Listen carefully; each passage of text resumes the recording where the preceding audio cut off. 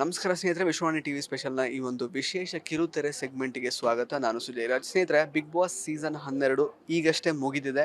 Big boss season 12ರಲ್ಲಿ ಅರಳಿದಂತಹ ಒಂದು ಪ್ರತಿಭೆ ಇವಾಗ ನಟ ಅನ್ನುವಂತಹ ರೂಪ ಪಡ್ಕೊಂಡು ಹೊಸ ರೂಪದ ಮೂಲಕ ನಮ್ಮ ಎದುರಿಗೆ ಸಿಕ್ಕಿದ್ದಾರೆ. ಸೊ ಮಾತಾಡಿಸುವಂತಹ ಸಮಯ. ನಟ ಸೂರಜ್ ಸಿಂಗ್ ಅವರು ನಮ್ಮ ಜೊತೆ ಇದ್ದಾರೆ, ಮಾತಾಡ್ಸೋಣ ಬನ್ನಿ. ಈ ವಿಶೇಷ ಕಾರ್ಯಕ್ರಮದ ಪ್ರಾಯೋಜಕರು ನಿದರ್ಶನ್ ಸಾರೀಸ್ ಜಯನಗರ ಮತ್ತು ರಾಮಮೂರ್ತಿ ನಗರ. ಇಲ್ಲಿವೆ ಬಜೆಟ್ ಫ್ರೆಂಡ್ಲಿ ಸಾರಿ ಕಲೆಕ್ಷನ್ಸ್, ರೇಷ್ಮೆ ಸೇರಿದಂತೆ ಎಲ್ಲಾ ಬಗೆಯ ಸೀರೆಗಳು, ಲೇಟೆಸ್ಟ್ ಟ್ರೆಂಡ್ನ ಸೀರೆಗಳು ನಿದರ್ಶನ್ ಸಾರೀಸ್ ಮಳಿಗೆಯಲ್ಲಿ ಲಭ್ಯ. ಆನ್ಲೈನ್ ಬುಕಿಂಗ್ಗೆ ಸಂಪರ್ಕಿಸಿ ನಿದರ್ಶನ್ ಸಾರೀಸ್.com, ಕಸ್ಟಮರ್ ಕೇರ್ ಸಂಖ್ಯೆ 9606867467. ನಟ ಸೂರಜ್ ಸಿಂಗ್ ಅವರೇ, ಹೇಗಿದ್ದೀರಾ? ನಾವು ಚೆನ್ನಾಗಿದ್ದೀವಿ ಸರ್, ನೀವು ಹೇಗಿದ್ದೀರಾ? ನಾನು ಕೂಡ ಚೆನ್ನಾಗಿದ್ದೀನಿ. ಸೊ ಬಿಗ್ ಬಾಸ್ಗೆ ಹೋಗೋದಕ್ಕೂ ಮೊದಲು ಒಬ್ಬ ಕಾಮನ್ ಮ್ಯಾನ್, ಒಂದು 18,000 ಜನ ಇನ್ಸ್ಟಾಗ್ರಾಮ್ ಫಾಲೋವರ್ಸ್ ಇದ್ದರು. ಈಗ 4 ಲಕ್ಷ ಆಗಿದೆ. ಸೊ ಬಿಗ್ ಬಾಸಿಂದ ಆಚೆ ಬಂದಮೇಲೆ ಇಡೀ ಬಿಗ್ ಬಾಸ್ ಹಿಸ್ಟ್ರಿಯಲ್ಲೇ ಇಷ್ಟರ ಮಟ್ಟಿಗೆ ಅಂದರೆ ಪಾಸಿಟಿವಿಟಿಯನ್ನು ಅಟ್ರ್ಯಾಕ್ಟ್ ಮಾಡಿದಂತಹ ಏಕೈಕ ಸ್ಪರ್ಧಿ ನೀವೇ ಅಂತ ಹೇಳ್ಬೋದು. ಆ್ಯಕ್ಚುಲಿ ಹೊರಗಡೆ ಬಂದಮೇಲೆ ಅಂದರೆ ತುಂಬ ಮುಂಚೆ ಹೊರಗೆ ಬಂದ್ರೂ ಸಾಕಷ್ಟು ಜನ ನಿಮ್ಮನ್ನು ಪ್ರೀತಿ ತೋರಿಸ್ತಾ ಇದ್ದಾರೆ, ನಿಮ್ಮನ್ನು ಸಿಕ್ಕಾಪಟ್ಟೆ ಇಷ್ಟಪಟ್ಟಿದ್ದಾರೆ. ಜೊತೆಗೆ ಸೀರಿಯಲ್ ಒಂದು ಬೋನಸ್ ಆಗಿ ಅದು ಕೂಡ ಸಿಕ್ಕಿದೆ. ಹೇಗೆ ಅನ್ನಿಸ್ತಾ ಇದೆ? ತುಂಬಾ ಖುಷಿ ಆಗ್ತಿದೆ ಸರ್. ಎಕ್ಸ್ಪೆಕ್ಟ್ ಮಾಡಿರಲಿಲ್ಲ ಬಿಗ್ ಬಾಸ್ ಆದಮೇಲೆ ಒಂದು ಸೀರಿಯಲ್ ಸಿಗತ್ತೆ ಅಂತ. First of all Bigg Boss ಹೋಗ್ತೀನಿ ಅನ್ನೋದೇ ಎಕ್ಸ್ಪೆಕ್ಟ್ ಮಾಡಿರಲಿಲ್ಲ. ಹೋದೆ, as a common man entry ಆಗಿರ್ತೀನಿ. ಹೊರಗಡೆ ಹೇಗಿರ್ತೀನಿ ಹಂಗೆ ಮನೆಯೊಳಗೂ ಇರ್ತೀನಿ. ಅದು ನೋಡಿದಂಥ ಜನ ಎಲ್ಲರಿಗೂ ಇಷ್ಟ ಆಗಿದ್ದೀನಿ. ಹೊರಗೆ ಬಂದಮೇಲೂ ಜನ ಎಲ್ಲ ತುಂಬ ಇಷ್ಟಪಟ್ಟು ಎಲ್ಲೇ ನೋಡಿದ್ರು ರೆಕಗ್ನೈಸ್ ಮಾಡ್ತಿರ್ತಾರೆ. ಬಂದು ಅವ್ರು ಕೊಡೋ ಕಾಂಪ್ಲಿಮೆಂಟ್ಸ್ ಆಗಲಿ, ಒಂದೊಂದು ಕಮೆಂಟ್ಗಳಾಗಲಿ ಸೋಷಿಯಲ್ ಮೀಡಿಯಾ ಪೋಸ್ಟಲ್ಲಿ ತುಂಬಾ ಖುಷಿ ಪಡ್ತೀನಿ. ನನಗಿಂತ ಜಾಸ್ತಿ ನಮ್ಮ ಅಮ್ಮ ಅಕ್ಕ ಆಗಿದ್ರು. ಇನಿಷಿಯಲಿ ಅವ್ರಿಗೆ ಸ್ವಲ್ಪ ಭಯ ಇತ್ತು, ಬಿಗ್ ಬಾಸ್ ಹೇಗೆ, ಅದು ಇವನು ಹೋಗ್ಬಿಟ್ಟು ಹೆಂಗಿರ್ತಾನೆ. ಬಟ್ ಈಗ ಹೊರಗಡೆ ಬಂದಮೇಲೆ ಅದನ್ನೆಲ್ಲ ನೋಡಿ ಜನ ನನ್ನ ಅಕ್ಸೆಪ್ಟ್ ಮಾಡಿರೋ ರೀತಿ ನೋಡಿ ತುಂಬ ಖುಷಿಯಾಗಿದ್ದಾರೆ. ನನಗೆಲ್ಲೋ ಅನ್ನಿಸ್ತಿತ್ತು ಇದು ನನಗೆ ಆಗಲ್ವೇನೋ ಬಿಗ್ ಬಾಸ್. ಹೊರಗೆ ಬಂದಮೇಲೂ ಬಿಗ್ ಬಾಸಿಂದ ಬಂದಮೇಲೆ ಲೈಫ್ ಹೆಂಗಿರುತ್ತೆ, ಅಲ್ಲಿ ಆಚೆ ಬಂದು ಇನ್ಸ್ಟಾಗ್ರಾಮ್ ನೋಡಿದಾಗಲೇ ನನಗೆ ಗೊತ್ತಾಗಿದ್ದು, ಓಕೆ ಇಷ್ಟು ಜನ ನನ್ನ ಇಷ್ಟಪಟ್ಟು ಫಾಲೋ ಮಾಡ್ತಾ ಇದ್ದಾರೆ. ಆ್ಯಂಡ್ ಅವ್ರು ಮೀಟ್ ಮಾಡಿದಾಗ, ಪಬ್ಲಿಕ್ ಇಂಟ್ರ್ಯಾಕ್ಷನ್ ಆದಾಗ ಅವ್ರು ನನ್ನ ಮಾತಾಡಿಸೋ ರೀತಿ, ಅವರು ತೋರಿಸೋ ರೆಸ್ಪೆಕ್ಟಿಂದ ಹಿಡಿದು ನಂಗೆ ಅವಾಗ ಅನ್ನಿಸ್ತು, okay as a common man ನೀವೊಂದು ಶೋಗೆ ಎಂಟರ್ ಆಗಿ ಇಷ್ಟು ಜನನ ನೀನು ಗಳಿಸ್ತೀಯ ಅಂದರೆ ಯಾವುದೇ ಬೇರೆ ರಿಯಾಲಿಟಿ ಶೋ ಅಲ್ಲಿ ಇದು ಸಿಗಲ್ಲ. But I am very happy colours ನಂಗೆ ಈ ಚಾನ್ಸ್ ಕೊಡ್ತು. ಆ್ಯಂಡ್ ಮೇನ್ ಆಗಿ ಪ್ರಕಾಶ್ ಸರ್ ಆಗಲಿ, ಚೈತ್ರಾ ಮ್ಯಾಮ್ ಆಗಲಿ, ಇನ್ ದ ಸ್ಪ್ಯಾನ್ ಆಫ್ 4 ಮಂತ್ಸಲ್ಲೇ ನನ್ನ ಲೈಫ್ ಹಿಂಗೆ ಆಗೋಯ್ತು ಬ್ರೋ. ಎಕ್ಸ್ಪೆಕ್ಟ್ ಕೂಡ ಮಾಡಿರಲಿಲ್ಲ. ಈಗ ಸೀರಿಯಲ್ಗೆ ಬರ್ತೀನಿ ಅಂತಲೂ ಎಕ್ಸ್ಪೆಕ್ಟ್ ಮಾಡಿರಲಿಲ್ಲ ಈ ಒಂದು ಆಪರ್ಚುನಿಟಿ ಸಿಗುತ್ತೆ ಅಂತ. Because I am a non actor. ಆ್ಯಕ್ಟಿಂಗ್ದು ತಲೆ ಬುಡನೂ ಗೊತ್ತಿರಲಿಲ್ಲ. ಬಟ್ ಅವ್ರು ನನ್ನಲ್ಲಿ ಏನೋ ನೋಡ್ತಾರೆ, ಇವನಿಗೆ ಸ್ವಲ್ಪ ಟ್ರೈನ್ ಅಪ್ ಮಾಡಿದ್ರೆ ಮಾಡ್ಬೋದು ಇವನು ಅಂತ. ಸೊ ಎಲ್ಲೋ ಅವ್ರು ಮೋಟಿವೇಟ್ ಮಾಡ್ತಾ ನಾನು ಸುದೀಪ್ ಸರ್ಗೂ ಹೇಳಿರ್ತೀನಿ, ಸರ್ ಗಾಡ್ಸ್ ಪ್ಲ್ಯಾನ್, ಆ ದಾರಿಲಿ ನಡ್ಕೊಂಡು ಹೋಗ್ತಾ ಇದ್ದೀನಿ. ಎಲ್ಲಿ ಕರ್ಕೊಂಡು ಹೋಗ್ತಾ ಇದೆ ಅಂತ ಗೊತ್ತಿಲ್ಲ, but I am just taking all the opportunities, ಏನೇನು ಬರ್ತಾ ಇದೆ ಎಲ್ಲ ತೊಗೋತಾ ಇದ್ದೀನಿ ಅಂತ ಹೇಳ್ತೀನಿ. ಬಟ್ ತುಂಬ ಖುಷಿ ಇದೆ bro, because it's so exciting. Every day ತುಂಬ ವಿಷಯಗಳನ್ನ ಕಲ್ತ್ಕೋತಾ ಇದ್ದೀನಿ. ಆ ಥರ ಆಪರ್ಚುನಿಟೀಸ್ ಕ್ರಿಯೇಟ್ ಆಗ್ತಾ ಇದೆ ನನಗೆ. ಇಲ್ಲಿ ಆ್ಯಕ್ಟಿಂಗ್ ಅಂತ ಬಂದರೆ ಎವ್ರಿ ಡೇ ಬೇರೆ ಇಮೋಷನ್ಸ್ ಇರುತ್ತೆ ಅದರಲ್ಲಿ. ಒಂದೊಂದು ಪರ್ಟಿಕ್ಯುಲರ್ ಸೀನಲ್ಲೂ ಹೀಗೆ ಇರಬೇಕು ಅಂತ ನಮ್ಮ ಡೈರೆಕ್ಟ್ ಮಾಡ್ತಿದ್ದಾರೆ ನನ್ನ. ಸೊ ಈ ಜರ್ನಿ ಹೇಗಿತ್ತು, 3 ತಿಂಗಳು ಹಿಂದೆ ನಂದು ಒಂದು 9 to 5 ಜಾಬಿಂದ ಹಿಡಿದು ಇವಾಗ ನಿಮ್ಮ ಜೊತೆ ಕೂತ್ಕೊಂಡು ಇಂಟರ್ವ್ಯೂಲ್ಲಿ ಮಾತಾಡೋವರೆಗೂ ಇಟ್ಸ್ ನಾಟ್ ರಿಯಲ್ ಅಂತ ನಂಗೆ ಅನ್ಸುತ್ತೆ. ಬಿಕಾಸ್ ಎಷ್ಟೋ ಜನದ ಡ್ರೀಮ್ ಆಗಿರುತ್ತೆ ಇದು. ಒಬ್ಬ ಆ್ಯಕ್ಟರ್ ಆಗಬೇಕು, ಬಿಗ್ ಬಾಸ್ ಮನೆಗೆ ಹೋಗಬೇಕು ಅನ್ನೋದೊಂದು ಡ್ರೀಮ್ ಇರುತ್ತೆ. But I don't know what to say. ಇಲ್ಲಿದ್ದೀನಿ, I am very happy, very grateful to the god. So bro, ಅಷ್ಟೆ.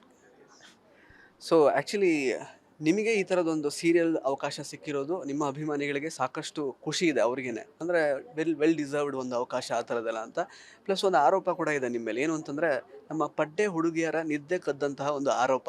ಸೊ ಏನು ಹೇಳೋಕ್ಕೆ ಇಷ್ಟಪಡ್ತೀರಾ ಅವರಿಗೆಲ್ಲ? ಬಿಕಾಸ್ ಎಷ್ಟೊಂದು ಜನಕ್ಕೆ ನೀವು ಇನ್ಸ್ಟಾಗ್ರಾಮ್ನಲ್ಲಿ ಅವರ DM ಗಳಿಗೆ ರಿಪ್ಲೈ ಮಾಡಲಿಲ್ವಂತೆ, ಪ್ರಪೋಸಲ್ಸ್ಗಳನ್ನು ರಿಜೆಕ್ಟ್ ಮಾಡಿ ಅಂದರೆ ಸೈಡ್ಗೆ ಹಾಕಿದ್ದೀರಂತೆ, ಅದು ಬೇಡ ಅಂತ. ಅವರಿಗೆಲ್ಲ ಏನು ಹೇಳ್ತೀರಾ? ನೀವು ಹೇಳಿದ್ರಿ ನಿದ್ದೆ ಕದ್ದಿದ್ದಾನೆ ಅಂತ, ಅದಕ್ಕೆ ನೋಡಿ 10 ಗಂಟೆ ಸ್ಲಾಟ್ ಕೊಟ್ಟಿದ್ದಾರೆ. ಅದಂಗೆ ಕಂಟಿನ್ಯೂ ಆಗಲಿ ಅಂತ ಈಗ ನೈಟ್ 10 ಗಂಟೆಗೆ ಬರ್ತಾ ಇದ್ದೀವಿ 27ನೇ ತಾರೀಕಿಂದ. ಸೊ ಇಲ್ಲ ಬ್ರೋ, ನಾನು DM ನೋಡಿದ ತಕ್ಷಣ ನಾನು ರಿಪ್ಲೈ ಮಾಡ್ತೀನಿ. ನೋಡೋಕ್ಕೆ ಟೈಮ್ ಸಿಗ್ತಾ ಇಲ್ಲ ಒಂದು. ಆ್ಯಂಡ್ ನೋಡಿದ ತಕ್ಷಣ ಯಾವ್ದಾದ್ರು ಕಾಂಪ್ಲಿಮೆಂಟ್ ಏನಾರು ಇದ್ದರೆ ಅಟ್ಲೀಸ್ಟ್ ಹೋಗ್ಬಿಟ್ಟು ಥ್ಯಾಂಕ್ ಯು ಹೇಳೋಷ್ಟು ಅಂತಾರು ನನಗೆ ಪುರ್ಸೋತಿದ್ದೇ ಇರುತ್ತೆ. ನೋಡ್ತಿದ್ದೀನಿ ಅಂದರೆ ರಿಪ್ಲೈ ಮಾಡೋಕ್ಕೆ ಟೈಮ್ ಇರುತ್ತೆ. ಸೊ ನೋಡಿದ್ರೆ ಖಂಡಿತ ರಿಪ್ಲೈ ಮಾಡ್ತೀನಿ. ಆಫರ್ಸ್ ಅಂತ ಬಂದರೆ ಈಗ ಆ ಸ್ಟೇಜಲ್ಲಿ ಇಲ್ಲ ಲೈಫಲ್ಲಿ. ಈಗ ಕರಿಯರ್ ಸ್ಟಾರ್ಟ್ ಆಗ್ತಾ ಇದೆ ನಂದು. ಇನ್ನೊಂದು ಮಿನಿಮಮ್ ಒಂದು 4 ವರ್ಷ ಅವರು, ಆಮೇಲೆ ಅದ್ರ ಬಗ್ಗೆ ಎಲ್ಲ ಯೋಚನೆ ಮಾಡಬೇಕು ಆ್ಯಸ್ ಆಫ್ ನಾವು. ಸೊ ರಿಜೆಕ್ಟ್ ಮಾಡೋದಕ್ಕೆ ಅದು ಆ ಕಾರಣ ಅದೇನಲ್ಲ. ನಾನು ರಿಜೆಕ್ಟ್ ಮಾಡ್ತಾ ಇಲ್ಲ, ಬಿಕಾಸ್ ನನಗೆ ಡೈರೆಕ್ಟಾಗಿ ಯಾವುದು ಪ್ರಪೋಸಲ್ಸ್ ಬರ್ತಾ ಇಲ್ಲ. ಬಂದಿದ್ರೆ ಯಾರು ರಿಜೆಕ್ಟ್ ಮಾಡ್ತಿದ್ದಾರೆ ಅಂತಲೂ ಗೊತ್ತಿಲ್ಲ, ಈ ವಿಷಯ ಹೆಂಗೆ ಬರ್ತಿದೆ ಅಂತಲೂ ಗೊತ್ತಿಲ್ಲ. ಐ ಡೋಂಟ್ ನೋ, ಬಟ್ ಆ ಮೈಂಡ್ ಸೆಟ್ಟಲ್ಲಿ ಇಲ್ಲ ಈಗ.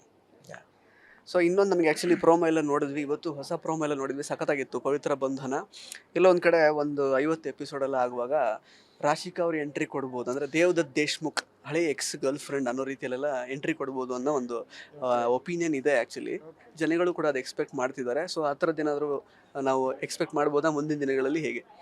ವೈಲ್ಡ್ ಕಾರ್ಡ್ ಆಗಿ ಬರೋದು ಸೂರಜ್ ಮಾತ್ರ. ರಾಶಿಕಾ ಅವರು ಸ್ಟಾರ್ಟಿಂಗಿಂದನೇ ಬರ್ತಾರೆ, ಅವರು ವೈಲ್ಡ್ ಕಾರ್ಡ್ ಆಗೆಲ್ಲ ಬರಲ್ಲ. ಬಟ್ ಆ ಥರ ಎಲ್ಲ ಏನೂ ಇಲ್ಲ ಬ್ರೋ. ಇಲ್ಲಿ ಒಂಥರ ಡೀಸೆಂಟ್ ಕ್ಯಾರೆಕ್ಟರ್ ನಂದು. ಲೈಕ್ ಒಂದು ಪ್ರಾಪರ್ ಬಿಸ್ನೆಸ್ ಮ್ಯಾನ್ ಆಗಿ, ಒಂದು ತಾಯಿಗೆ ತಕ್ಕ ಮಗ, ಒಂಥರ ತುಂಬ ರೆಸ್ಪಾನ್ಸಿಬಲ್ ಸನ್. ಸೊ ಆ ಥರ ಕ್ಯಾರೆಕ್ಟರ್ ಇರೋದ್ರಿಂದ ಯಾವುದೇ ವೈಲ್ಡ್ ಕಾರ್ಡ್ಗಳು ಲೈಕ್ ಬೇರೆ ಬೇರೆ ಕ್ಯಾರೆಕ್ಟರ್ಸ್ ಇನ್ವಾಲ್ವ್ ಆಗೋದು ಆ ಥರ ಪರ್ಟಿಕ್ಯುಲರ್ ಸ್ಟೋರಿ ಇಲ್ಲ. ಸೊ ಅದೆಲ್ಲ ಏನಿಲ್ಲ. ಸೊ ಇನ್ನು ಆ್ಯಕ್ಚುಲಿ ಬಿಗ್ ಬಾಸ್ ಸೀಸನ್ 12 ಮುಗಿದೋದ ನಂತರ ಹೊರಗಡೆ ಇದ್ದಂತಹ ಒಂದು ಯೂಫೋರಿಯಾ ಕ್ರಿಯೇಟ್ ಆಗಿತ್ತು, ಗಿಲ್ಲಿ ಯೂಫೋರಿಯಾ ಆ ಥರದ್ದು. ಅಂದರೆ ನೆಕ್ಸ್ಟ್ ಲೆವೆಲ್ ಕ್ರೇಜು ಮತ್ತು ಹೊರಗಡೆ ಆ ಥರ ಜನ ಕಾಯ್ತಾ ಇದ್ದಿದ್ದು. ಅಂದರೆ ಫಸ್ಟ್ ಟೈಮ್, ಅಂದರೆ ಫಸ್ಟ್ ಆಫ್ ಇಟ್ಸ್ ಕೈಂಡ್ ಆ ಥರದ್ದೊಂದು ನೋಡಿದ್ದೆ. ಅಂದರೆ ಈ ಲೆವೆಲಿಗೆ ಒಬ್ಬ ಬಿಗ್ ಬಾಸ್ ಕಂಟೆಸ್ಟೆಂಟ್ ವಿನ್ನರ್ಗೆ ಈ ರೀತಿ ಕ್ರೇಜ್ ಇರುತ್ತಾ ಅಂತ. ಸೊ ಹ್ಯುಮಂಗಸ್ ಒಂದು ಸಕ್ಸಸ್ ಅವರಿಗೆ ಸಿಕ್ಕಿರೋದು ಈ ಒಂದು ವಿನ್ನಿಂಗ್ ಮೂಮೆಂಟ್ ಮೂಲಕ. ನಿಮ್ಗೇನು ಅನಿಸುತ್ತೆ ಗಿಲ್ಲಿ ಅವರಿಗೆ ಸಿಕ್ಕಿರುವಂತಹ ಈ ಒಂದು ವಿನ್ನರ್ ಪಟ್ಟ? ಲೈಕ್ ಗಿಲ್ಲಿ ಅವರು ಡೇ ಒನ್ನಿಂದ ಅವರು ಕಂಪ್ಲೀಟ್ ಜರ್ನಿ ನೋಡೋಂಗಿದ್ರೆ ಅವರು ತುಂಬ ಚೆನ್ನಾಗಿ ಫಸ್ಟ್ ಡೇಯಿಂದ ಲಾಸ್ಟ್ ಡೇ ಅವ್ರಿಗೆ ಹೇಗಿದ್ರು ಹಾಗೇ ಇದ್ದರು. ಆ ಸ್ಟಾರ್ಟಿಂಗಿಂದ ಅವ್ರದ್ದು ಕಾಮಿಕ್ ವರ್ಷನ್ ಏನಿತ್ತು ಸ್ಟಾರ್ಟಿಂಗಿಂದ ಎಂಡ್ವರೆಗೂ ಹಾಗೇ ಇತ್ತು ಸರ್. ಸೊ ಹೊರಗಡೆ ನಾನು ಎವಿಕ್ಟ್ ಆಗಿ ಬಂದಾಗ ನಮ್ಗೆ ಒಳಗಿದ್ದಾಗ ಐಡಿಯಾ ಇರಲ್ಲ ಯಾರು ತುಂಬ ಒಳ್ಳೆ ಪರ್ಫಾರ್ಮರ್, ಯಾರು ಟಾಪಲ್ಲಿದ್ದಾರೆ, ಯಾರಿಗೆ ವೋಟ್ಸ್ ಜಾಸ್ತಿ ಬರ್ತಾ ಇದೆ. ಬಿಕಾಸ್ ಒಂದ್ಸತಿ ಸುದೀಪ್ ಸರು ಹೇಳ್ತಾರೆ, ನಾವು ಎವಿಕ್ಷನ್ದು ರಿಸಲ್ಟ್ ಹೇಳುವಾಗ ಲೈಕ್ ನಾಮಿನೇಷನಲ್ಲಿ ಸೇವ್ ಮಾಡುವಾಗ ಆರ್ಡರಲ್ಲಿ ಬರಲ್ಲ, ನಾವು ರ್ಯಾಂಡಮ್ ಆಗಿ ನಾವು ಹೇಳ್ತೀವಿ ಅಂತ. ಸೊ ನಮ್ಗೆ ಐಡಿಯಾ ಕೂಡ ಇರ್ತಿರ್ಲಿಲ್ಲ ಯಾರನ್ನ ಜನ ತುಂಬ ಇಷ್ಟಪಡ್ತಿದ್ದಾರೆ ಆ ಥರ ಎಲ್ಲ.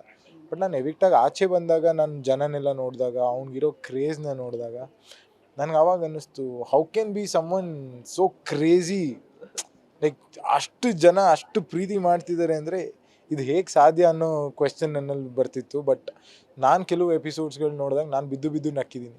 ಬಿಕಾಸ್ ಮನೇಲಿದ್ದಾಗ ನಮ್ಗೆ ಅದು ಇರಿಟೇಷನ್ ಅಂತ ಅನ್ನಿಸ್ಬೋದು, ಬಿಕಾಸ್ ಒಬ್ರನ್ನ ಹರ್ಟ್ ಮಾಡ್ತಿದ್ದಾನೆ ಅಂತ ಅನ್ನಿಸ್ಬೋದು, ಬಿಕಾಸ್ ಅಲ್ಲಿ ಲೈವ್. ಬಟ್ ನಾವು ಹೊರಗಡೆ ಬಂದಾಗ ಆ್ಯಸ್ ಅ ಆಡಿಯನ್ಸ್ ನೋಡಿದಾಗ ನಾನು ಬಿದ್ದು ನಕ್ಕಿದ್ದೀನಿ. ಏನು ಟೈಮಿಂಗಲ್ಲಿ ಕೊಟ್ಟ ಅಂತಲ್ಲ, ಬಿಕಾಸ್ ಆ ಸಿಚುವೇಶನಲ್ಲಿ ನಾನು ಇರ್ತೀನಿ, ನನಗೆ ಕೊಡ್ತಿದ್ದೆ, ನಾನು ಅದು ನಗಕ್ಕಾಗ್ತಿರ್ಲಿಲ್ಲ. ಬಟ್ ಇಲ್ಲಿ ಬಂದು ನೋಡಿದಾಗ ಆ್ಯಸ್ ಅನ್ ಆಡಿಯನ್ಸ್ ನೋಡಿದಾಗ ತುಂಬಾ ಖುಷಿ ಆಯಿತು. Is well deserving, very talented ಅಂತ ಅನ್ನಿಸ್ತು. ಸರ್ ಆ್ಯಕ್ಚುಲಿ ಇನ್ಫ್ಯಾಕ್ಟ್ ನೀವು ಎವಿಕ್ಟ್ ಆಗಿ ಆಚೆ ಬಂದಾಗ ಯಾರು ಗೆಲ್ತಾರೆ ಅಂತ ಕೇಳಿದಾಗ ಗಿಲ್ಲಿ ಹೆಸರು ಹೇಳಿದರೆ, ಬಟ್ ಯಾರು ಗೆಲ್ಲಬೇಕು ಅಂದಾಗ ಅಶ್ವಿನಿ ಅಂತ ಹೇಳಿದರೆ. ಈವನ್ ಬಿಗ್ ಬಾಸ್ ಫಿನಾಲೆ ಸ್ಟೇಜಲ್ಲಿ ಕಿಚ್ಚ ಸುದೀಪ್ ಅವ್ರು ಕೇಳಿದಾಗ ಕೂಡ ಅಶ್ವಿನಿ ಅವ್ರ ಹೆಸರನ್ನೇ ಹೇಳಿದ್ರಿ. ಅದಾಗ ಸ್ವಲ್ಪ ಅಂದರೆ ಕೆಲವರು ಗಿಲ್ಲಿ ಫ್ಯಾನ್ಸ್ ಸ್ವಲ್ಪ ಬೇಸರ ವ್ಯಕ್ತಪಡಿಸಿದ್ದಾರೆ, ನಮ್ಮ ಭೋಜಣ್ಣ ಮತ್ತೆ ಅಶ್ವಿನಿ ಹೆಸರು ಹೇಳ್ತಾ ಇದ್ದಾರೆ ಅಂತ. ಸೊ ಏನು ಹೇಳೋಕ್ಕೆ ಇಷ್ಟಪಡ್ತೀರಾ? ಇಲ್ಲ ಸರ್, ಈಗ ಹೇಗೆ ಅಂದರೆ ಅಲ್ಲೂ ಕೂಡ ಸೂರಜ್ ನಿಮ್ಗೆ ಯಾರು ಗೆಲ್ಲಬೇಕು ಅಂತ ಕೇಳ್ತಾರೆ, ಯಾರು ಗೆಲ್ತಾರೆ ಅಂತ ಸುದೀಪ್ ಸರ್ ಕೇಳಲ್ಲ, ಗೆಲ್ಲಬೇಕು. ಸೇಮ್ ಕ್ವೆಶ್ಚನ್ ನಾನು ಇಂಟರ್ವ್ಯೂವಲ್ಲಿ ಏನು ಹೇಳಿರ್ತೀನಿ ಅದನ್ನೇ ನಾನು ಅಲ್ಲಿ ವಾಪಸ್ ಹೇಳಿರ್ತೀನಿ. ಅಲ್ಲಿ ಸುದೀಪ್ ಸರ್ ಡೈರೆಕ್ಟಾಗಿ ಯಾರು ಗೆಲ್ತಾರೆ ನಿಮ್ಮ ಪ್ರಕಾರ ಅಂತ ಕೇಳಿದ್ರೆ ಗಿಲ್ಲಿ ಅಂತಲೇ ಹೇಳ್ತಿದ್ದೆ. ಬಟ್ ನನಗೆ ಯಾರು ಗೆಲ್ಲಬೇಕು ಅಂತ ಪ್ರಶ್ನೆ ಬಂದಿರತ್ತೆ. ಸೊ ನಾನು ಆಬ್ವಿಯಸ್ಲಿ ಅಲ್ಲೊಂದು ಹೆಸರು ಹೇಳಿ ಇಲ್ಲಿ ಬಂದು ಪುನಃ ಬೇರೆ ಹೆಸರು ಹೇಳಿದ್ರೆ ಅದು ಸರಿ ಕಾಣಿಸಲ್ಲ. ಸೊ ಅಲ್ಲೂ ನಾನು ಅಶ್ವಿನಿ ಮ್ಯಾಮ್ ಅಂತಲೇ ಹೇಳ್ತೀನಿ. ಸರ್ ಇನ್ನು ಆ್ಯಕ್ಚುಲಿ ಹೊರಗಡೆ ಬಂದಮೇಲೆ ಕೂಡ ಈಗ ಸಾಕಷ್ಟು ಸೀಸನ್ಸ್ ನಾವು ನೋಡ್ಕೊಂಡು ಬಂದಿದ್ದೀವಿ.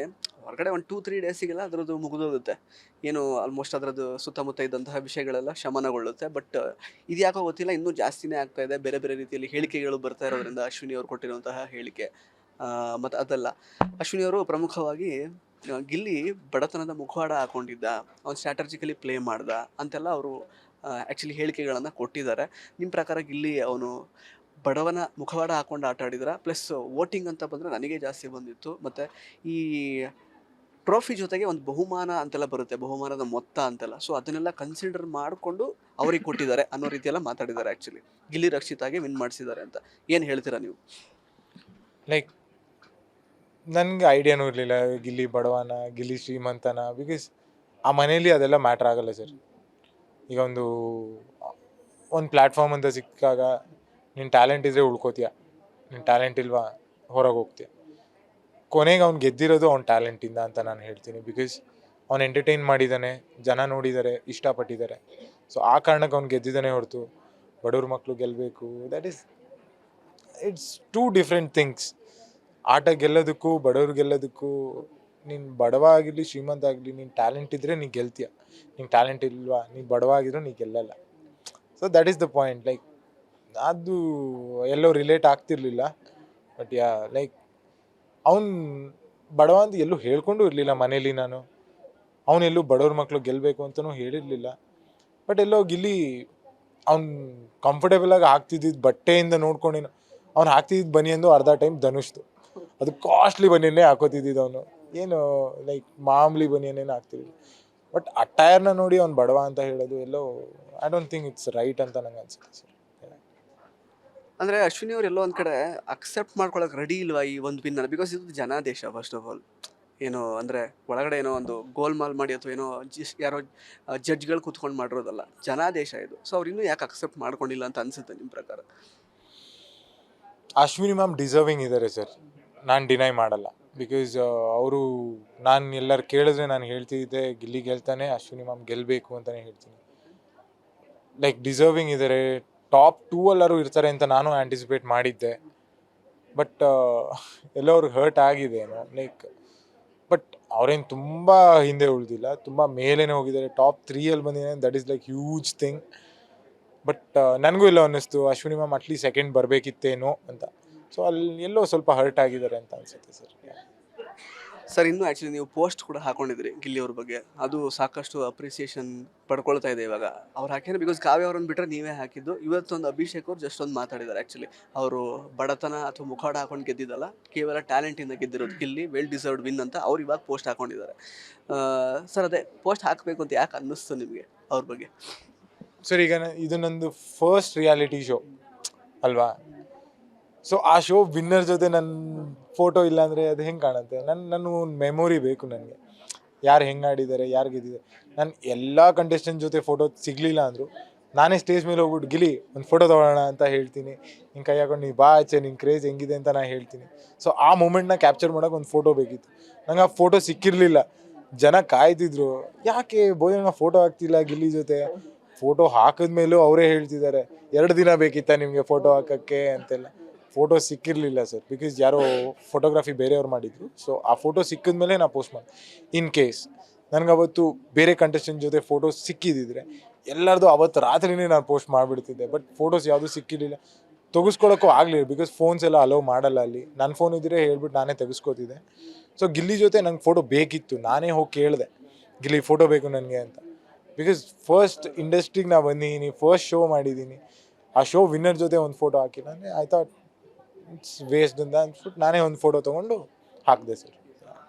Sir, the magnitude of like ಅಂದರೆ ಅವರಿಗೆ ಅಕ್ಸೆಪ್ಟೆನ್ಸ್ ಪ್ಲಸ್ ಬಂದಿರುವಂತಹ ಕ್ರೇಜ್ನೆಲ್ಲ ಅವ್ರು ಎಷ್ಟರ ಮಟ್ಟಿಗೆ ಯಾಕೆಂದರೆ ಹ್ಯಾಂಡಲ್ ಮಾಡ್ತಾರೆ ಅಂತ ಅನಿಸುತ್ತೆ ಗಿಲ್ಲಿ ಅವರು? ಬಿಕಾಸ್ ಈಗ ಇನ್ಸ್ಟಾಗ್ರಾಮ್ ಫಾಲೋವರ್ಸ್ ತಗೊಳಕ್ಕೆ ಹೋದರೆ 1 lakh to 1.8 million ಆ ಥರದ್ದೆಲ್ಲ ಆಗಿದೆ ಅವ್ರು ಆ್ಯಕ್ಚುಲಿ. ಅಂದರೆ ಗ್ರೌಂಡ್ ಲೆವೆಲ್ ಕ್ರೇಜ್ ಅವರಿಗೆ ನೆಕ್ಸ್ಟ್ ಲೆವೆಲಿಗೆ. ಮೊನ್ನೆ ಮಂಡ್ಯದಲ್ಲಿ ನೀವು ರ್ಯಾಲಿ ಎಲ್ಲ ನೋಡಿರ್ಬೋದು, ಯಾವ ಥರ ರ್ಯಾಲಿ ಇತ್ತು ಅಂತ. ಅಷ್ಟು ಜನ ಪೊಲೀಸ್ನವರು, ಅಷ್ಟು ಜನ ಹ್ಯಾಂಡಲ್ ಮಾಡೋಕ್ಕೆ ಆಗ್ತಾಯಿಲ್ಲ ಆ ಥರದ್ದೆಲ್ಲ. ಸೊ ಹೆಂಗೆ ಹ್ಯಾಂಡಲ್ ಮಾಡ್ಬೋದು ಗಿಲ್ಲಿ ಅವರು, ಹೆಂಗೆ ಬೆಳಿಬೋದು ಮುಂದಕ್ಕೆ ಅಂತ? ತುಂಬಾ ಕಷ್ಟ ಸರ್. ಬಿಕಾಸ್ ಈ ಲೆವೆಲ್ ಆಫ್ ಫೇಮ್ ನನಗೆ ಯಾರೋ ತುಂಬ ದೊಡ್ಡ ಪೊಲಿಟಿಷಿಯನ್ ಆಗಲಿ ಅಂಥವ್ರಿಗೆ ಇರೋಂಥ ಕ್ರೇಜು ಗಿಲ್ಲಿಗೆ ತುಂಬ ಕಮ್ಮಿ ಟೈಮಲ್ಲಿ ಅವ್ನಿಗೆ ಸಿಕ್ಕಿದೆ. ಅದನ್ನ ಹೇಗೆ ಉಳಿಸ್ಕೊಂಡು ಹೋಗ್ತಾನೆ ಅನ್ನೋದು ತುಂಬ ಮ್ಯಾಟ್ರ್ ಆಗುತ್ತೆ ಈಗ. ಆ್ಯಂಡ್ ನಂಗೆ ಆಲ್ಸೋ ಗೊತ್ತು ಗಿಲ್ಲಿ ತುಂಬ ಗ್ರೌಂಡೆಡ್ ಇದ್ದಾನೆ. ಅವನಿಗೆ ಆ ಸ್ಟಾರ್ಡಮ್ ತಲೆಗೆಲ್ಲ ಏರಲ್ಲ ಅಂತ ನಂಗೆ ತುಂಬ ಚೆನ್ನಾಗಿ ಗೊತ್ತಿದೆ. ಬಿಕಾಸ್ ನಾನು ನನ್ನ ಮನೇಲಿ ಅವ್ನು ಮಾತಾಡ್ಸಿದ ರೀತಿ ನೋಡಿದ್ರೆ ಅಷ್ಟೊಂದು ರಿಯಾಲಿಟಿ ಶೋಸ್ ಎಲ್ಲ ಮಾಡ್ಕೊಂಡು ಬಂದಿದ್ರು ಕೂಡ ನಾನು ಆ್ಯಸ್ ಅ ಕಾಮನ್ ಮ್ಯಾನ್ ಮನೆಯೊಳಗೆ ಹೋಗಿರ್ತೀನಿ, the way he use to talk to me, ಅದು ನೋಡಿದಾಗಲೇ ಗೊತ್ತಿತ್ತು ಓಕೆ ಇವನು ತುಂಬ ಗ್ರೌಂಡೆಡ್ ಇದ್ದಾನೆ ಅಂತ ಅನ್ನಿಸ್ತು. ಈವನ್ ಈಗ ಸಿಕ್ಕಿರೋ ಸ್ಟಾರ್ಡಮ್ನು ಹಾಗೆ ಹ್ಯಾಂಡಲ್ ಮಾಡ್ತಾನೆ. ಬಿಕಾಸ್ ಹೆಂಗೆ ಆಗ್ಬಿಡೋದು ಅಂದರೆ ಸರ್, ನೀವು ಸ್ಟಾರ್ಡಮ್ನ ತಲೆಗೆ ತೊಗೊಂಡಾಗ್ಲೇ ನಿಮಗೆ ಅದು ಫೇಮ್ನ ಹ್ಯಾಂಡಲ್ ಮಾಡೋಕ್ಕಾಗಲ್ಲ. ನಿಮ್ಗೆ ಅದು ತೊಗೊಂಡಿಲ್ಲ ಅಂದರೆ ನೀವು ಕಾಮನ್ನಾಗೆ ನೀವು ಇದ್ದರೆ, ಎಲ್ಲೇ ಸಿಕ್ಕಿರೋ ಜನ ಜೊತೆ ಮಾತಾಡ್ಕೊಂಡಿದ್ರೆ it will be easy handle ಮಾಡೋಕ್ಕೆ. ಈಗ ನನಗೂ ಕೂಡ ಹಿಂಗಾಯಿತು ಅಂದರೆ ನಂಗೆ ಆ್ಯಸ್ ಅ ಕಾಮನ್ ಮ್ಯಾನ್ ಒಳಗೆ ಹೋಗಿರ್ತೀನಿ, ಆಚೆ ಬಂದಿರ್ತೀನಿ, ಜನ ಎಲ್ಲ ರೆಕಗ್ನೈಸ್ ಮಾಡ್ತಿದ್ದಾರೆ. ಬಟ್ ಈಗ ಒಂದು ಅಂಗಡಿಗೆ ಹೋಗಿ ಏನಾರು ತರಬೇಕು ಅಂದ್ರೆ ನಾನೇ ಹೋಗ್ತೀನಿ. ಯಾರು ಸಿಕ್ಕಿದ್ರಾ ಖುಷಿಯಾಗಿ ಮಾತಾಡಿಸ್ಬಿಟ್ಟು ಬರ್ತೀನಿ. ಸೊ ನಿಮ್ಗೆ ಅದು ತಲೆಲಿಲ್ಲ, ನಾನು ಸ್ಟಾರ್ ಥರ ಹೋಗ್ಬಿಟ್ಟು ಅಲ್ಲಿ ಇಳಿತೀನಿ, ಆ ಥರ ಜನ ಎಲ್ಲ ಬರ್ತಾರೆ ಅಂತ. ಇದನ್ನ ಗಿಲ್ಲಿಗೆ ಹೇಳ್ಕೊಡೋದೇ ಬೇಕಾಗಿಲ್ಲ. ಬಿಕಾಸ್ ಅವ್ನು ಎಷ್ಟೇ ಹೋದರೂ ಈಸ್ ಗ್ರೌಂಡೆಡ್ ಅಂತ ತುಂಬ ಚೆನ್ನಾಗಿ ಗೊತ್ತಿದೆ. ಆ್ಯಂಡ್ ಈ ಥರ ಫೇಮ್ನ ಈಸಿಯಾಗಿ ಅವ್ನು ಹ್ಯಾಂಡಲ್ ಮಾಡ್ತಾನೆ. ಬಿಕಾಸ್ ಅವ್ನ ಜೊತೇಲಿರೋ ಜನರು ಕೂಡ ಅರ್ಥ ಮಾಡ್ಕೋತಾರೆ. ಓಕೆ, ಗಿಲ್ಲಿ ನಮ್ಮವನು, ನಮ್ಮ ಫ್ಯಾಮಿಲಿಯವನು ಅಂತಲೇ ನೋಡ್ತಿರೋದ್ರಿ. ಆ ಕಾರಣದಿಂದ ಈ ಫೇಮ್ನ ಅವನು ತುಂಬ ಚೆನ್ನಾಗಿ ಯೂಸ್ ಮಾಡ್ಕೋತಾನೆ. ಮುಂದಕ್ಕೆ ಅವ್ನು ಸಿಗೋ ಆಪರ್ಚುನಿಟೀಸು ಕೂಡ ಹೀಗೆ ಹ್ಯಾಂಡಲ್ ಮಾಡಿಕೊಂಡು ಆ ಫೇಮ್ನ ಯೂಸ್ ಮಾಡಿಕೊಂಡು ಹೀ ಸ್ಮಾರ್ಟ್. ಅದ್ರ ಬಗ್ಗೆ ಮಾತಾಡೋಂಗಿಲ್ಲ, ಅವ್ನಿಗೆ ಹೇಳ್ಕೊಡೋದು ಬೇಕಾಗಿಲ್ಲ. ಸೊ ಚೆನ್ನಾಗಿ ಯೂಟಿಲೈಸ್ ಮಾಡ್ತಾನೆ ಸರ್. ಸರ್, ಈಗ ಪವಿತ್ರ ಬಂಧನಗೆ ಗಿಲ್ಲಿ ಅವ್ರು ಏನಾದ್ರು ವಿಶ್ ಮಾಡಿದ್ರೆ, ಗಿಲ್ಲಿ ಅವ್ರನ್ನ ಕಾಂಟ್ಯಾಕ್ಟ್ ಏನಾದ್ರು ಮಾಡಿದ್ರೆ, ಸಿಕ್ಕಿದ್ರ ಫೋನಿಗೆ ಅವ್ರು ಹೇಗೆ? ಅವ್ರಿಗೆ ಎಲ್ಲಿ ಕೈಗೆ ಸಿಗಲ್ಲ ಸರ್. ನನಗೆ ಅಲ್ಲೇ ಗೊತ್ತಿತ್ತು, ಫಿನಾಲೆ ಸ್ಟೇಜ್ ಆದಮೇಲೆ ಅವನು ಆಚೆ ಹೋದರೆ ಅವನಿಗೊಂದು ಊಟ ಮಾಡೋಕ್ಕೂ ಟೈಮ್ ಸಿಗುತ್ತೆ ಅಂತ ನನಗೆ ಗೊತ್ತಿತ್ತು. ಅವ್ನಿಗೆ ಟೈಮ್ ಆಗೋದೇ ಇಲ್ಲ. ಬಿಕಾಸ್ ಹೊರಗಡೆ ಕಾಲಿಡ್ತಿದ್ದಂಗೆ ಒಂದಷ್ಟು ಕಾರ್ಗಳವನ್ನ ಫಾಲೋ ಮಾಡ್ಕೊಂಡು ಹೋಗಿದ್ದು.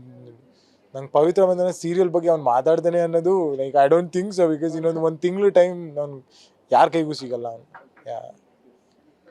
ಸೊ ಈಗ ಸೀರಿಯಲ್ದು ಟೈಮಿಂಗ್ಸು 10 ಗಂಟೆಗೆ ಇರೋದು ರಾತ್ರಿ. ಅಫ್ಕೋರ್ಸ್ 9:30 11 ಗಂಟೆ ನೋಡ್ತಾ ಇದ್ರು ಬಿಗ್ ಬಾಸ್ ಎಲ್ಲ. That was a reality show. ಈಗ ನಿಮ್ಮ ಸೀರಿಯಲ್ದು ಯಾವ ರೀತಿ ಅಕ್ಸೆಪ್ಟ್ ಮಾಡ್ಕೊಳ್ತಾರೆ? ನಿಮಗೆ ಡೆಫಿನೆಟ್ಲಿ ಒಂದು ಫ್ಯಾನ್ ಫಾಲೋಯಿಂಗ್ ಇದೆ ಇವಾಗ.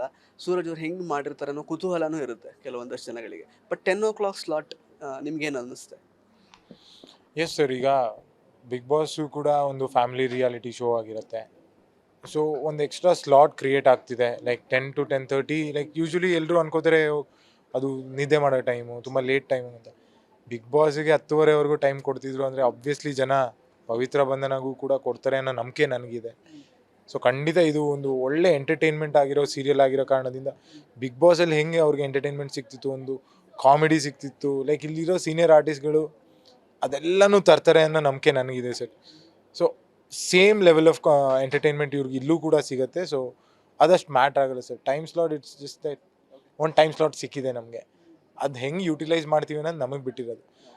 ಜನ ಹೆಂಗೆ ಅಂದರೆ ಈಗ 6 ಗಂಟೆ ಸ್ಲಾಟ್ ಕೊಟ್ಟಿದ್ದು ಸೀರಿಯಲ್ ಚೆನ್ನಾಗಿಲ್ಲನೇ ನೋಡೋಕೆ ಹೋಗಲ್ಲ. 11 ಗಂಟೆ ಸ್ಲಾಟ್ ಕೊಟ್ಟರು ಸೀರಿಯಲ್ ಚೆನ್ನಾಗಿದೆ ಕಾದು ನೋಡ್ತಾರೆ ನಮ್ಮ ಜನ. ಸೊ ಅದೇನು ಮ್ಯಾಟ್ರ್ ಆಗಲ್ಲ ಸರ್.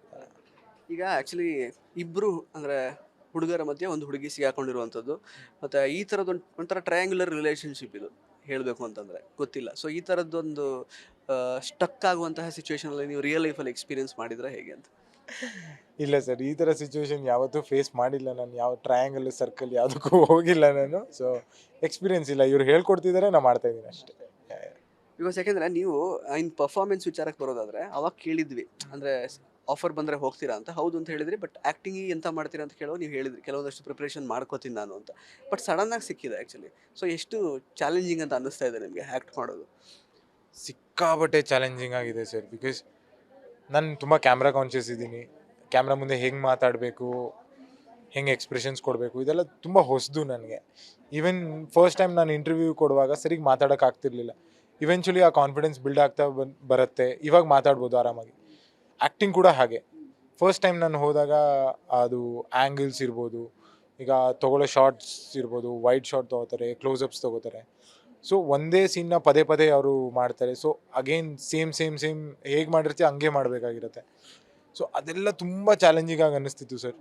ಬಟ್ ಈಗಲೂ ಕೂಡ I am still working on it. I am still a beginner. ಈಗ ಒಂದು ಸೀನ್ ಚೆನ್ನಾಗಿ ಬಂದಿರ್ಬೋದು, ಒಂದು ಸೀನ್ ಚೆನ್ನಾಗಿ ಬಂದಿಲ್ಲದೆ ಇರ್ಬೋದು. ಆ ಕ್ಯಾರೆಕ್ಟರ್ ಇನ್ವಾಲ್ವ್ಮೆಂಟ್ ಆಗಿರ್ಬೋದು, ಆ ಕ್ಯಾರೆಕ್ಟರ್ನ ಹಾಗೇ ಮೇಂಟೈನ್ ಮಾಡ್ಕೊಂಡು. So I am still learning. ಆ ಪ್ರಾಸೆಸ್ಸಲ್ಲೇ ಇದ್ದೀನಿ. ಸೊ ಇವೆಂಚುಲಿ ಇನ್ನೊಂದು ಸ್ವಲ್ಪ ಟೈಮಲ್ಲಿ ಒಂದು ಗ್ರಿಪ್ ಸಿಕ್ಬಿಟ್ರೆ like it will be very easy for me. But ಇವಾಗ I am just holding it. Like Bigg ಬಾಸಿಂದ ಬಂದ ತಕ್ಷಣ 2 ದಿನಕ್ಕೆ ಶೂಟ್ ಸ್ಟಾರ್ಟ್ ಆಗುತ್ತೆ, ಪ್ರೊಮೋ ಸ್ಟಾರ್ಟ್ ಆಗಿಬಿಡುತ್ತೆ. ಒಂದು ಬ್ರೇಕ್ ಅನ್ನೋದು ಸಿಕ್ಕಿರಲ್ಲ. So sleep ಸೈಕಲೆಲ್ಲ ಏರುಪೇರಾಗಿತ್ತು. ಅಲ್ಲಿ ಲೈಟ್ ಹಾಕೊಂಡೇ ಮಲಗಿರ್ತೀವಿ. ಸಡನ್ನಾಗಿ ಎಲ್ಲ ಚೇಂಜಸ್ ಅಡ್ಯಾಪ್ಟ್ ಆಗೋಕ್ಕೂ ಟೈಮ್ ಸಿಗ್ತಾಯಿಲ್ಲ. ಒಂದು ಫುಡ್ ಸೈಕಲ್ ಆಗಿರ್ಬೋದು, ಅದಕ್ಕೂ ಟೈಮ್ ಸಿಗ್ತಾಯಿಲ್ಲ. ಈಗಲೂ ಕೂಡ ನೆನ್ನೆ ನೈಟ್ ನಿದ್ದೆನೇ ಮಾಡಿಲ್ಲ, ಹಂಗೆ ಬಂದು ಮೈಸೂರಲ್ಲಿದ್ದೆ. ಮೈಸೂರಿಂದ ಬೆಂಗಳೂರು ಡೈರೆಕ್ಟ್ ಇದಕ್ಕೆ ಬರ್ತೀನಿ. ಸೊ ಹಾಗೆ ಲೈಫ್ ತುಂಬ ಹೆಕ್ಟಿಕ್ ಆಗಿದೆ. But at the same time I am enjoying it. ತುಂಬ ಕಲಿಯೋಕ್ಕೆ ಸಿಗ್ತಾ ಇದೆ. ಸೊ ಇನ್ನೊಂದು ಸ್ವಲ್ಪ ಟೈಮಲ್ಲಿ ಲೈಫ್ ಸ್ವಲ್ಪ ಈಸಿ ಆಗುತ್ತೆ ಅಂತ ಅಂದ್ಕೊಂಡಿದ್ದೀನಿ ಸರ್. ಸರ್, ಕೊನೆಯದಾಗಿ ಈಗ ಪವಿತ್ರ ಬಂಧನ ಸೀರಿಯಲ್ ಹೆಸರು, ನಿಮ್ಮ ಪ್ರಕಾರ ನಿಮ್ಮ ಲೈಫಲ್ಲಿ ನೀವು ಎಕ್ಸ್ಪೀರಿಯನ್ಸ್ ಮಾಡಿರುವಂತಹ ಒಂದು ಪ್ಯೂರೆಸ್ಟ್ ಬಾಂಡ್ ಯಾವುದು? ಮತ್ತು ತಾಯಿಯವರು ಏನು ಹೇಳಿದ್ರು ಸೀರಿಯಲ್ ಬಗ್ಗೆ, ಅದ್ರ ಬಗ್ಗೆ ಹೇಳೋದಾದರೆ? ಎಸ್ ಸರ್, ಇದು ತುಂಬ ರಿಲೇಟ್ ಮಾಡ್ಕೋಬೋದು. ಈ ಸ್ಟೋರಿ ಆಗಿರಲಿ, ನಂದು ರಿಯಲ್ ಲೈಫ್ ಆಗಿರಲಿ. ಅದೇ ಹೇಳ್ದಂಗೆ ನಮ್ಮದು ಅನೂಸ್ ಕಿಚನ್ ಅಂತ ಒಂದು ಕೇಟ್ರಿಂಗ್ ಕಂಪ್ನಿ ಇತ್ತು. ಇಲ್ಲಿ ಅಮ್ಮಾಸ್ ಕಾಫಿ ಅಂತ ಒಂದು ಕಾಫಿ ಕಂಪ್ನಿ ಇದೆ. ಸೊ ಅಮ್ಮ ಸ್ಟಾರ್ಟ್ ಮಾಡಿರ್ತಾರೆ ಕಂಪ್ನಿನ. ಅಲ್ಲೂ ಕೂಡ ನಾನು ನಮ್ಮ ತಾಯಿಯವರು ಮಾಡಿರ್ತೀವಿ. ಸೊ ಅದೆಲ್ಲ ನೋಡ್ತಾ ಹೋದರೆ ಅಮ್ಮನೂ ಅದು ನೋಡಿದಾಗ ಎಲ್ಲೋ ಅವ್ರಿಗೂ ರಿಲೇಟ್ ಆಯಿತು. ಓಕೆ, ನಮ್ಮ ಲೈಫ್ ಸ್ಟೋರಿನ ಇಲ್ಲಿ ಒಂಥರ ಪ್ರೊಜೆಕ್ಟ್ ಮಾಡ್ತಾ ಇದ್ದೀವಿ. So she was also very happy. And also ಅವ್ರಿಗೆ ಸ್ವಲ್ಪ ಕನ್ಸರ್ನ್ ಇತ್ತು, ಹೆಂಗೆ ಮಾಡ್ತಾನೆ ಇವನು ಅಂತ. ಬಟ್ ಪ್ರೋಮೋ ನೋಡಿದಾಗ ಅಮ್ಮ ತುಂಬ ಖುಷಿ ಆದರು, ಇಲ್ಲ ಇವ್ನು ಮಾಡ್ತಾನೆ ಅಂತ ಅನ್ನಿಸ್ತು. ಸೊ ಅದೇ ಸರ್, ಪ್ಯೂರೆಸ್ಟ್ ಬಾಂಡ್ ಯಾವುದು ನಿಮ್ಮ ಲೈಫಲ್ಲಿ ನಿಮಗೆ ಆಗಿರೋದು?